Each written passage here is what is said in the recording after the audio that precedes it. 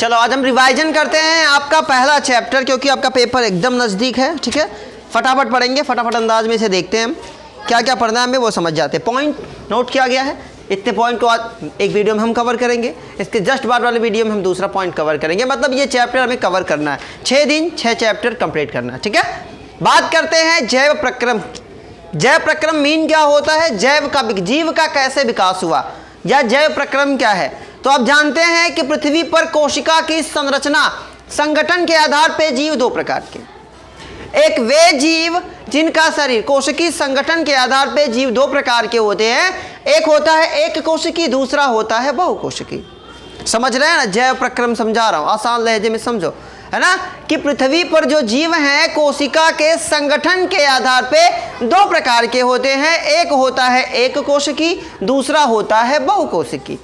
लेकिन जैव प्रक्रम का मीन होता है जीव का कैसे कैसे क्रमिक विकास कैसे कैसे हुआ। तो सबसे पहले एक कोशिकीय जीव का विकास हुआ होगा, सबसे पहले एक कोशिकीय जीव का विकास हुआ। भाई छत पे अगर आपको जाना है तो पहली सीढ़ी, दूसरी सीढ़ी, तीसरी, चौथी, पांचवी, ऐसा नहीं डायरेक्ट जमीन से डायरेक्ट क्या करना है, आप छत पे नहीं चढ़ेंगे, पॉइंट आपका जवाब दे देगा।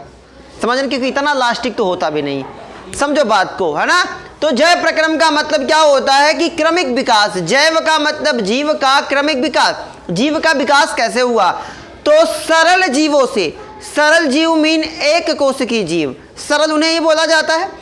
एक कोशिकीय जीवों से जटिल जीवों का मतलब सरल जीव से जटिल जीवों का निर्माण ही, विकास ही क्या कहलाता है, जैव प्रक्रम कहलाता है। यानी कि पृथ्वी पर जब जीव की उत्पत्ति हुई, या जो जीव आज हम विशालकाय हाथी देख रहे हैं, जिराफ की बात करें या छोटे से छोटे अमीबा की बात करें, हर जीव, एक वायरस की बात करें, बैक्टीरिया की बात करें, हर जीव का निर्माण कोशिका से हुआ है। और एक कोशिकीय, पहले एक कोशिकीय जीव बना, उस जीव के बाद उस जीव में जैसे जैसे विकास हुआ, परिवर्तन हुआ, वो जीव या वो कोशिकाएं संगठित होकर बहुकोशिकीय जीवों का क्या करते हैं, निर्माण करते हैं।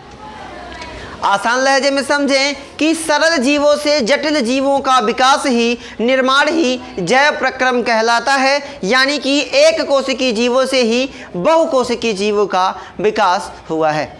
क्लियर है। बात करते हैं कि कौन कौन सी प्रक्रियाएं होती हैं एक जीव के अंदर, है ना, या यूँ कहें ये लक्षण समझ के आप इसे कर सकते हैं। लेकिन किसी जीव के अंदर कौन कौन सी प्रक्रियाएं होती हैं, तो पहला होता है पोषण, न्यूट्रिशन। मतलब पोषण क्या होता है, पोषण का मतलब कोई भी जीव है या कोई भी चीज़ है तो उसमें टूट फूट होगी। कोई काम आप लगातार करेंगे, एनर्जी चाहिए। किसी भी जीव, चाहे मशीन की बात करें, मशीन लगातार काम करती है तो उसके पुर्जे खराब होते हैं कि निकल पुर्जे उसके खराब होते हैं। ठीक उसी प्रकार से किसी भी जीव का शरीर ऐसा ही होता है। जैसे किसी मशीन को चलाने के लिए आपको कोई ईंधन देना पड़ता है, एनर्जी देनी पड़ती है, ठीक उसी प्रकार से जीव की या किसी जीव के शरीर को चलाने के लिए, किसी जीव को चलाने के लिए हमें ऊर्जा देनी पड़ती है। तो उसी ऊर्जा को प्राप्त करना क्या कहलाता है, पोषण कहलाता है। कैसे प्राप्त करते हैं वो हमने पढ़ा हुआ है, फिलहाल हम समझेंगे पोषण क्या होता है। शरीर की टूट फूट तथा उसके मरम्मत व विकास के लिए, शरीर के अंदर किसी भी प्रकार की टूट फूट, विकास होना है ना भाई। पहले आपके पास 300 हड्डियाँ, विकसित होकर 206 हुई। पहले आप छोटे कद के थे, आप बड़े हुए, है ना। पहले आपका ब्रेन ज़्यादा विकसित नहीं था, विकसित हुआ। क्योंकि हमें क्या चाहिए, भोजन में हमें कितनी चीज़ें मिलती हैं, तो हमें भोजन से जितनी चीज़ें, जैसे बात करते हैं सबसे पहले कार्बोहाइड्रेट की, प्रोटीन, विटामिन, खनिज लवण, रुक्षांश, जल, समझ रहे हैं ना, इतनी चीज़ें हमें भोजन में मिलती हैं, तो वही तो है पोषण। भाई हर भोजन से जितने भी अवयव प्राप्त होते हैं हमें, सबकी अपनी एक स्पेशलिटी है, सबकी अपनी एक विशेषता है, अपना एक कार्य है, वही तो है पोषण। शरीर के अंदर टूट फूट की मरम्मत के लिए जीव जिस प्रकार से ऊर्जा का इस्तेमाल करते हैं, प्रयोग करते हैं, उपयोग करते हैं, उसे हम बोलते हैं पोषण। समझ रहे हैं। या एकदम टूटी फूटी भाषा की बात करें तो आवश्यक अंग को आवश्यक पोषक पदार्थों की पूर्ति करवा देना, आवश्यक अंग को, हमारे शरीर के किसी भी पार्ट, लीवर की बात करें, किसी भी पार्ट को, किसी भी भाग को, किसी भी अंग को अगर ऊर्जा की ज़रूरत है तो हमें जिस चीज़ की ज़रूरत है, मान लेते हैं किसी पार्ट को प्रोटीन की ज़रूरत है तो उसे प्रोटीन मुहैया करा देना, प्रदान कर देना, दे देना क्या कहलाता है? पोषण कहलाता है। तो किसी भी जीव को, समझ रहे हैं ना, आवश्यक किसी भी अंग को या किसी भी जीव के शरीर के किसी अंग को आवश्यक पोषक पदार्थों की पूर्ति करना क्या कहलाता है? पोषण कहलाता है। पोषण की ज़रूरत क्यों पड़ती है? तो अगर शरीर को सुचारू रूप से चलाना है तो आपको पोषण जरूरी है करना।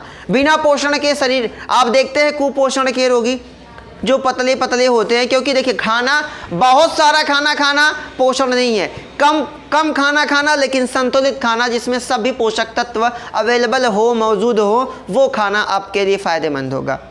बहुत सारा ड्राम भर के रखे रहो, पानी ड्राम भर के, एक तो बड़का सा कढ़ाई जिसको गांव में बोलते हैं परात भर के खाना रख लो, कोई मतलब नहीं, खाते जाओ आप, कुछ नहीं होगा, केवल फैटी होते चले जाएंगे, चौकोर होते चले जाएंगे, बाकी विकास वही रहेगा, दिमाग इतना बड़ा रहेगा, कोई मतलब नहीं है। विकास, मानसिक रूप से आप विकसित नहीं हो सकते, शारीरिक रूप से भले ही हो जाए, खाने के बाद तो खनवा शरीर ये में जा रहा है, ठूस ठूस के मारी, 16 लोग लत्ता मारी, 18 लोग लत्ता मारी, वो अलग बात है, कितना भी खाइए वो अलग बात है, फिर दौड़ेंगे इधर उधर, दरवाजे की जिंदगी तहस नहस करेंगे।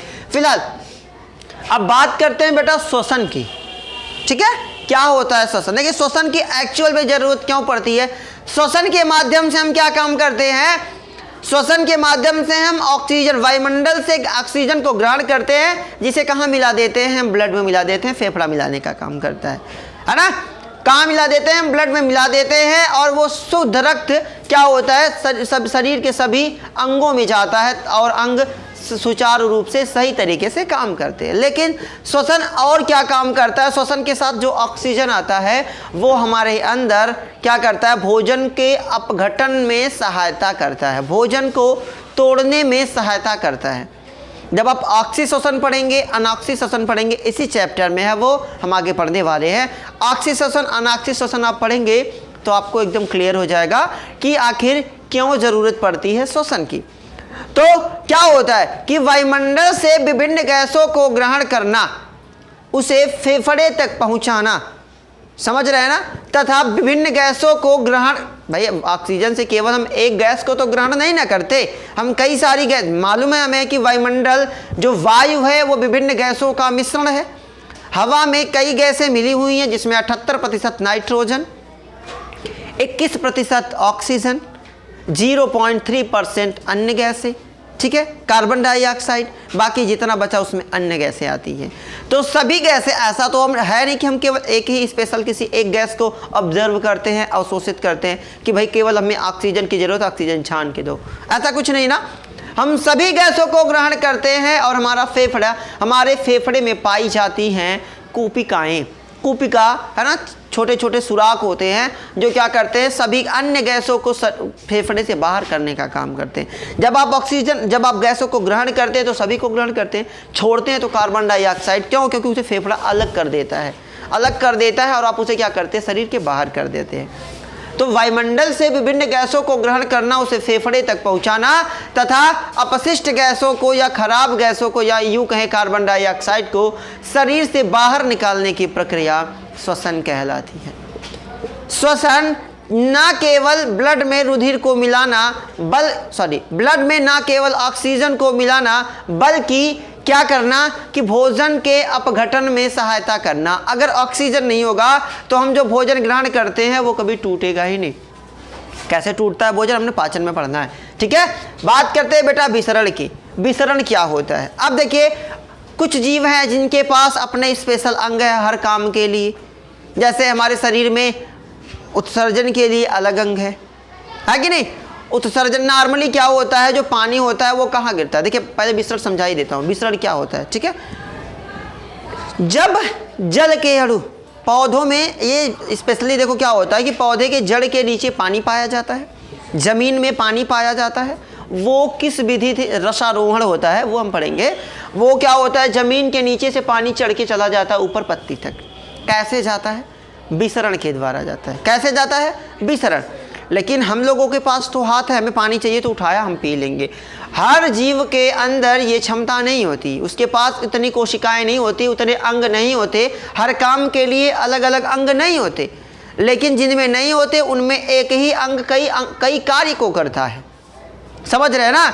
तो पौधों में क्या होता है, विसरण क्या होता है? तो जब जल के अणु या पदार्थ के अणु अधिक सांद्रता से कम सांद्रता की ओर गति करते हैं, जब पदार्थ के अणु या जल के अणु अधिक सांद्रता से कम सांद्रता की ओर गति करते हैं, उसे हम बोलते हैं विसरण। क्या बोलते हैं?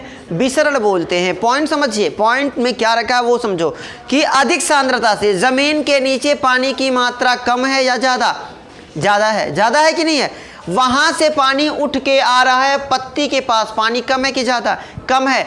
तो जब पदार्थ या जल के अणु अधिक सांद्रता से, जहाँ उनकी मात्रा ज़्यादा है, वहाँ से होकर वो कहाँ जा रहे हैं? जहाँ उनकी मात्रा कम है, उसे हम क्या बोलेंगे? विसरण बोलेंगे। तो पदार्थ के अणु या जल के अणु का अधिक सांद्रता से कम सांद्रता की ओर गति करना क्या कहलाता है? विसरण कहलाता है। क्लियर है पॉइंट? अगला टॉपिक समझते। परिवहन। अब बात वही है, सेम है, विसरण जैसी ही है। परिवहन का मतलब जैसे शरीर में हमने भोजन कर लिया, ब्लड की बात करें, है ना, हम लोगों में क्या काम करता है? हमें अपने, अगर जैसे हम दवा वगैरह खाते हैं, पोषक पदार्थ को एक स्थान से दूसरे स्थान तक लेके जाना है, तो कौन लेके जाता है? ब्लड लेके जाता है। हम लोगों में ब्लड हम लोगों में परिवहन का काम कौन करता है? ब्लड करता है, जिसे हम तरल संयोजी ऊतक के नाम से भी जानते हैं। पूरी बॉडी में केवल, है ना, लसिका और ब्लड ही ऐसे ऊतक हैं जो तरल के रूप में पाए जाते हैं। ठीक है, आगे बात समझते हैं। परिवहन क्या होता है? तो परिवहन का मतलब मतलब साथ, कोई बाहरी चीज़ है, वहन का मतलब ले जाने वाला या जाना। ठीक है, तो जब कोई चीज़ किसी वस्तु को अपने साथ, किसी पदार्थ को अपने साथ लेके जा रही है, तो हर जीव के अंदर वो क्षमता नहीं होती। हर जीव पदार्थों को आराम से नहीं, मतलब हर जीव के अंदर स्पेशल अंग नहीं होते, विशेष अंग नहीं होते जो पदार्थों को ले जाने का काम करें। जैसे मनुष्य की बात करें या जंतुओं की बात करें तो उनमें ब्लड पाया जाता है, रुधिर पाया जाता है जो परिवहन का काम करता है। लेकिन पौधों की बात करें तो पौधों में परिवहन का काम कौन करता है? जाइलम और फ्लोएम करता है।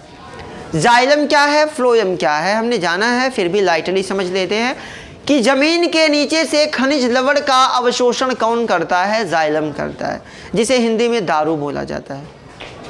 पीने वाला नहीं, ठीक है, दारू। ठीक है, अब ये मत कहना कि दारू हिंदी में है तो दारू को अंग्रेजी में जाइलम बोलते हैं, नहीं, उसे वाइन बोलते हैं। ठीक है, वो वाला मत। हाँ, जाइलम क्या होता है, उसको हिंदी में दारू बोला जाता है। तो जाइलम क्या काम करता है कि जमीन के नीचे से खनिज, जल भी खनिज के अंतर्गत आता है। भाई खनिज का मतलब जिसे गांव में कहते हैं ना, खन के निकाल लो, खनन की प्रक्रिया के बाद जिसे निकालेंगे वो खनिज है, चाहे वो कोई भी चीज़ हो, कोयला खनिज। समझ रहे, जितनी भी चीज़ें ज़मीन के अंदर से खोद के निकाली जाती हैं वो खनिज की कैटेगरी में आती हैं। ठीक है, तो बात करते हैं हम परिवहन की। तो मनुष्यों में परिवहन का काम कौन करता है? प्रोटीन, विटामिन, भोजन, खाद्य पदार्थ आदि को एक स्थान से दूसरे स्थान तक ले जाने का काम जंतुओं में कौन करता है? तो जंतुओं में ब्लड करता है, रुधिर करता है। लेकिन हर जीव के अंदर, पेड़ पौधों के अंदर रुधिर नाम की कोई चीज़ है नहीं। तो वो पदार्थों को, भोज्य पदार्थों को, प्रोटीन, विटामिन, खनिज, जितने भी खनिज लवण जिसकी भी जरूरत उन्हें है, उसे एक स्थान से दूसरे स्थान तक कैसे लेके जाते हैं? तो उनमें पाया जाता है परिवहन के लिए जाइलम और फ्लोएम। जमीन के नीचे से लाने का काम, किसी पदार्थ को ले जाना और लेके आना ही तो है।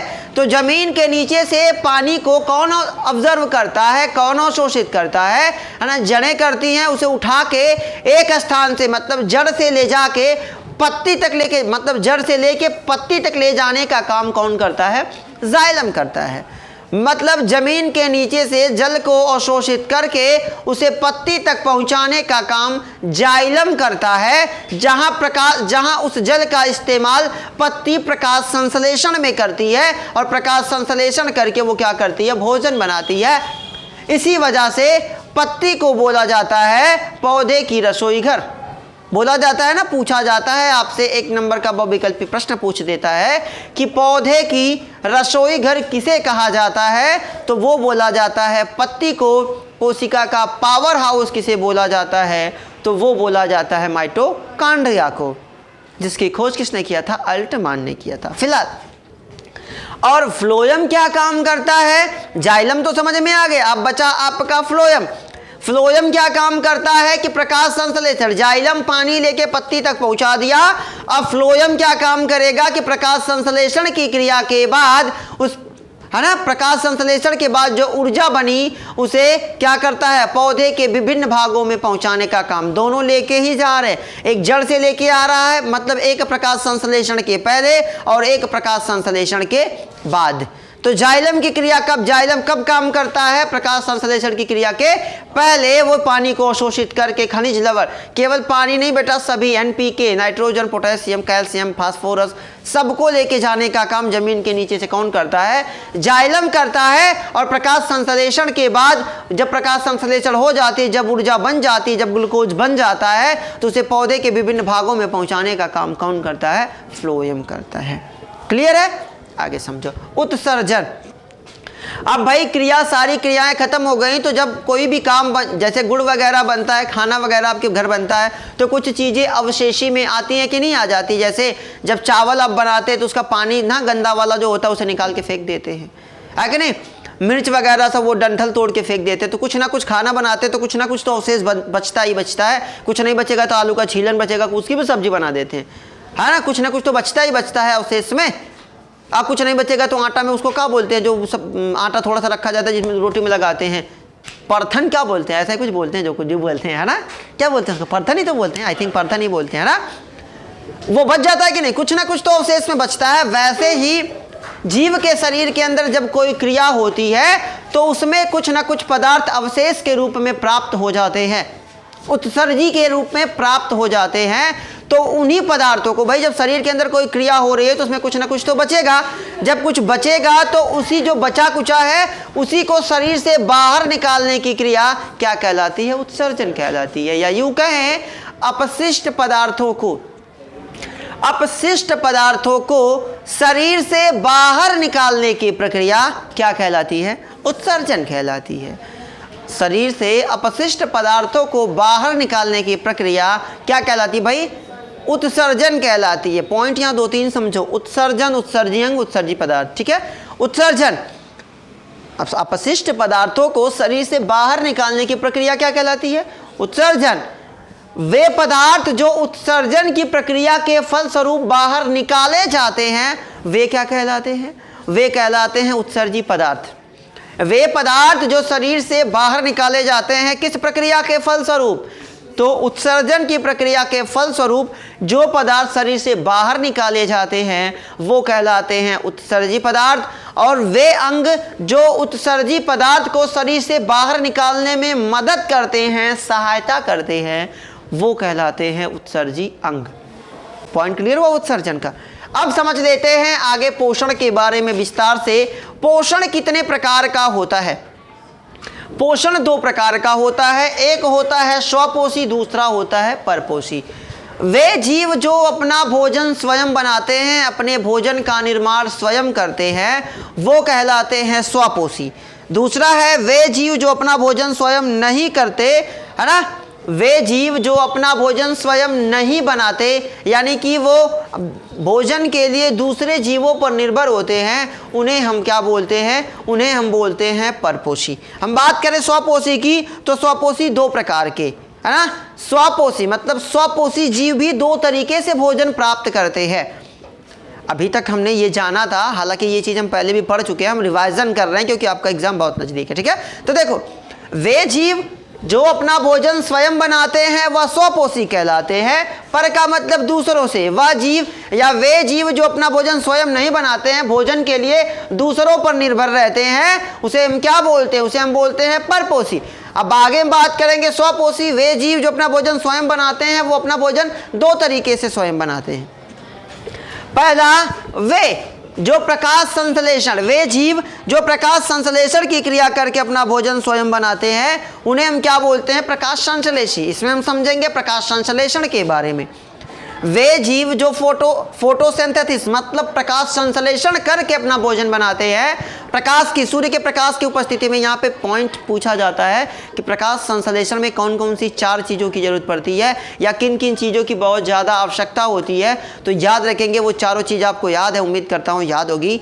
पहले, सबसे पहले कार्बन डाइऑक्साइड, दूसरा क्लोरोफिल, तीसरा सूर्य का प्रकाश और चौथा आपका बचा है ना कार्बन डाइऑक्साइड, जल हो गया आपका, ठीक है, सूर्य का प्रकाश हो गया, क्लोरोफिल। 4 चीज़ें। इसमें से कभी कभार पूछ देता है कि प्रकाश संश्लेषण में सबसे ज़्यादा आवश्यक क्या है, तो सूर्य का प्रकाश। अगर सूर्य के प्रकाश को हटा दिया जाए तो प्रकाश संश्लेषण की क्रिया रुक जाएगी।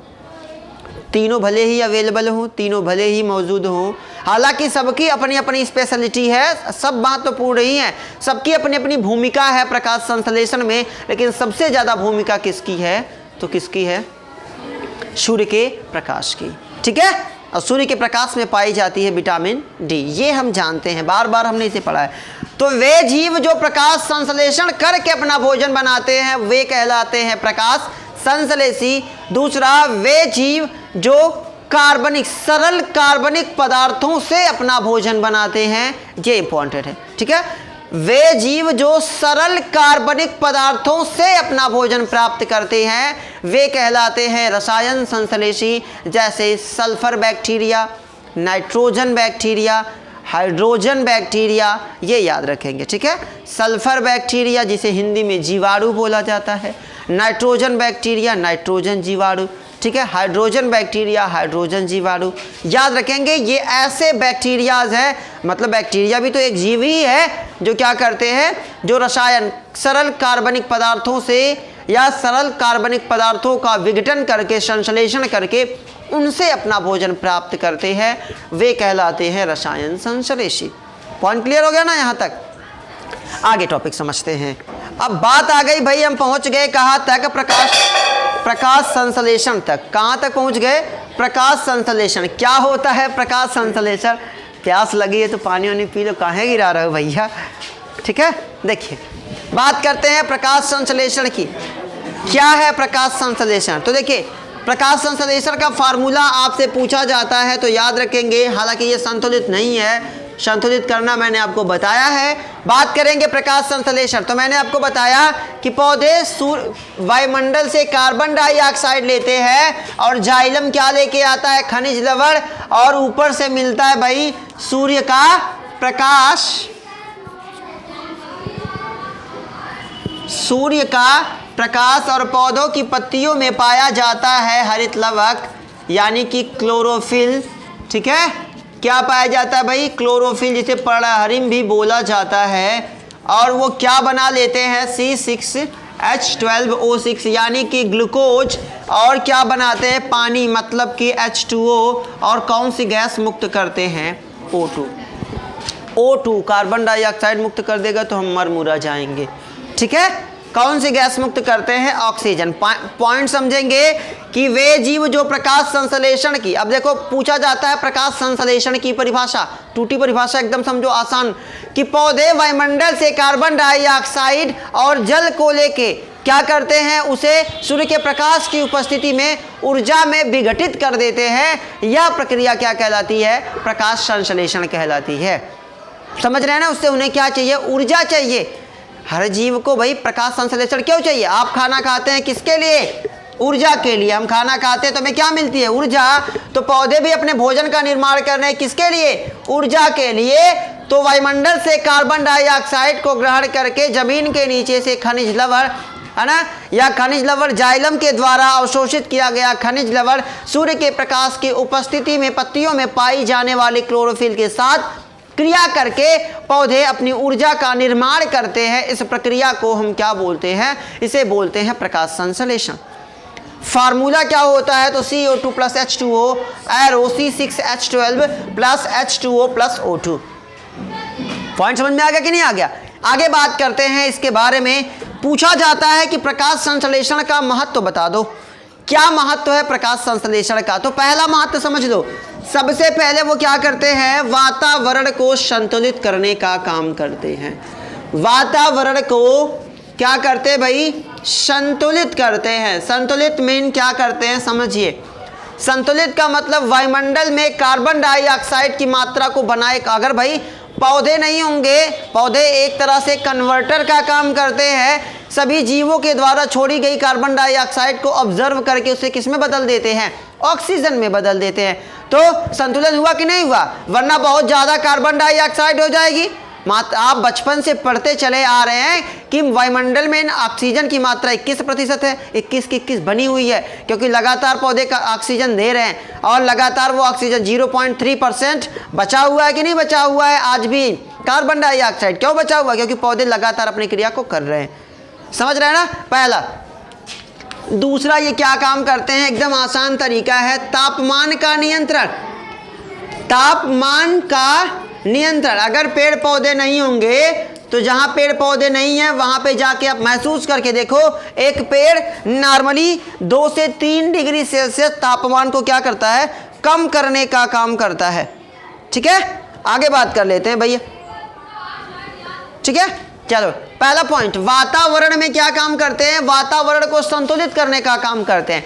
मीन क्या करते हैं कि भाई वायुमंडल में कार्बन डाइऑक्साइड और O2 यानी कि ऑक्सीजन की मात्रा को नियंत्रित करने का काम करते हैं।